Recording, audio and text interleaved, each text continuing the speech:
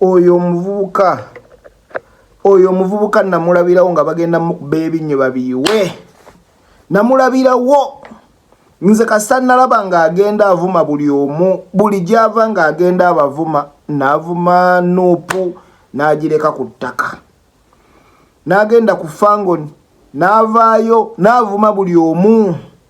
I knew it will happen. Buli lw'oweekuliyetingirako abalaba abangi, oyo Jajja Bamu bamumaze. Buli lw'oweekuliyetingirako abalaba abangi n'olaga nti oyagala otambulire mu sympathy, gwe n'onoonya content wekka.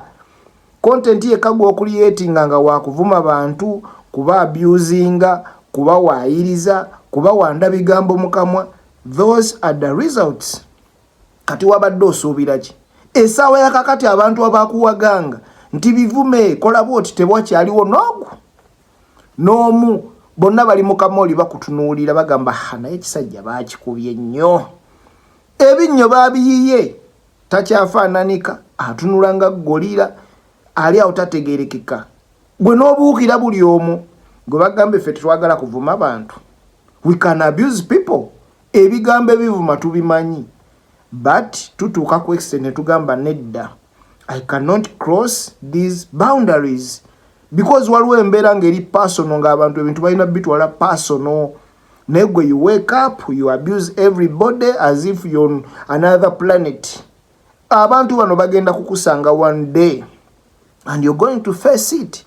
Obadde mu Nuupu, ovumye buli omu ovuddeyo, n'ovuma buli ali mu Nuupu, n'omuvuma n'omukola bwoti, n'obalaga teba. Kyokka surprisingly okyayambala akakoofiira ka Nuupu ku mutwe gwo, n'ovaayo n'oweesogga Fangoni, oluvuddeyo n'ovuma buli omu, n'odduka ewa Fiiki Gaza. Era nkakasa naye ojja kumuvuma naye n'akuwa data just wa mitwalo 5, n'ovuma buli kiramu. Why? Ugandans, why can't you learn? All of the sudden ovuddeyo ovumye Gravity, n'omuvuma, gwe n'osuubira nti ojja kgenda nakyo dduke. Now tewali muntu yenna asobola kuvaayo kukusaasira because you started it. Go watandikawo embeera y'okutambulira mu content nga wakuvuma buli muntu, buli omu omu abusing, buli omu olage nti gwe omumanyi nnyo, kwegamba olage nti you are on another planet. Now it is time you face it alone. Those consequences ezivaamu kino nkigamba nnyo abavubuka, ng'onoonya content gw'oyagala okukola, okupostinga ku platforms zo, making sure towatinga bulamu bwa muntu mulala.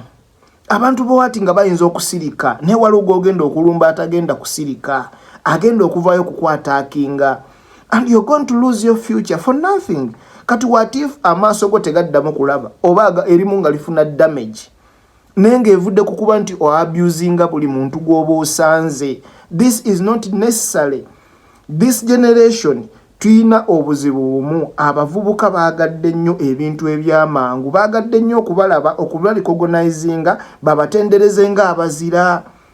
Ate nga bye baagala okukola okubafuula abazira nga si byamaanyi nnyo, nga buli muntu yenna asobola okukikola, but kiyina erinnya ly'omuntu omu lyekittattana. Kati omuntu ono osobola okwabusinga omuntu omu n'asirika, n'oabusinga omulala n'asirika, owookusatu tagenda kusirika, agenda kugamba enough is enough, agenda kutakinga further action. What are you going to do? Results ozirabye. Toyina ssente, oli mwavu, oli munaku, buli omu akumanyi nti toyina ssente. You're going on abusing people, n'abandi badde bakuyamba okukuyirawo omubiri singa embeera embi ekutuukako mu kaseera akamu. Bonna ovumye buli omu.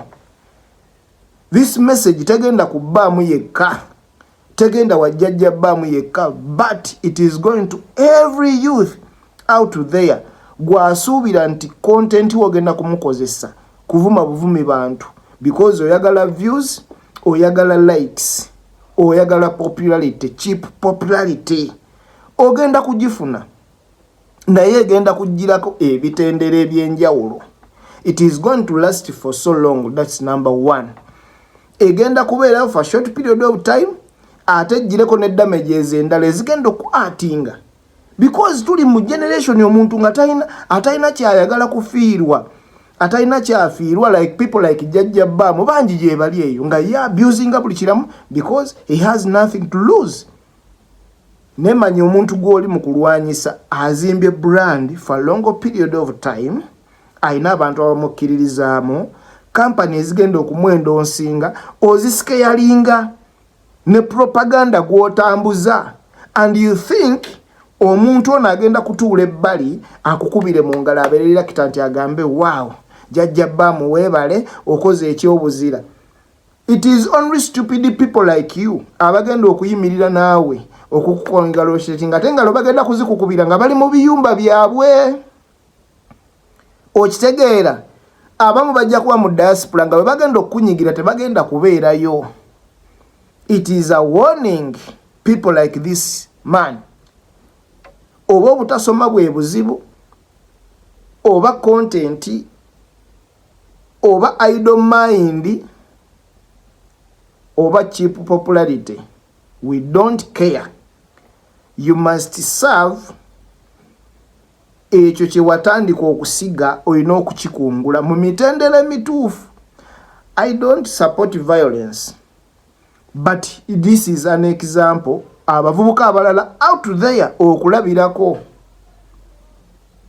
nti toyina ku abusinga muntu, omuntu osobola muleka no living obulamu bwaba okola content. You can do good content waddaayinza okulwawo okukula, but kola ekintu ng'obuildinga career yo ng'egenda kubeerawo nga teri compromised, ng'abantu tebagenda kugamba oyo yakola bw'ati yavuma gundi yavuma ng'obuwanguzi bwe tebuliiko maziga g'abantu.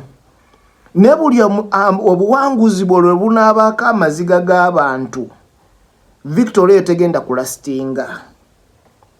So it is a special warning to every youth out there. Gwalindiridde okwonoona amannya g'abantu because seeking kye bayita cheap popularity. It is going to come back to you. It is going to hunt you. It is going to be against you and you alone. Bobi Wine yayimba n'agamba buli lw'oyimirira ku mazima oyimirira ng'omu nga bw'oligwe, era bw'otankuula ng'olutalo nga weesize mikwano gyo mba nkusaasidde. Okitegeera kati abaakuwaganga bali ludda wa? Where are they? Bali ludda wa? Oli kunansinga byundu wekka, toyina ssente, tonnafuna na kyakulya, gwe kenyini weeremereddwa, naye abusing abantu ate already abali successful. Si kyateeka nti walina kubeera mu Nuupu oba mu Fangon oba wonna wonna, wabula destination weba yakomaawo, just accept nti yakomaawo, weeyongereyo n'olugendo lwo mu maaso nga tolinyiridde gye wava. As simple as that. Yes, subscribe to our YouTube channel, Mamero Media Yugi. Kansubira ka message yako kabatuddemu abavubuka mwenna abalina endowooza ng'ey'omuvubuka oyo. A message to learn yeeyo. Mukama bakuume.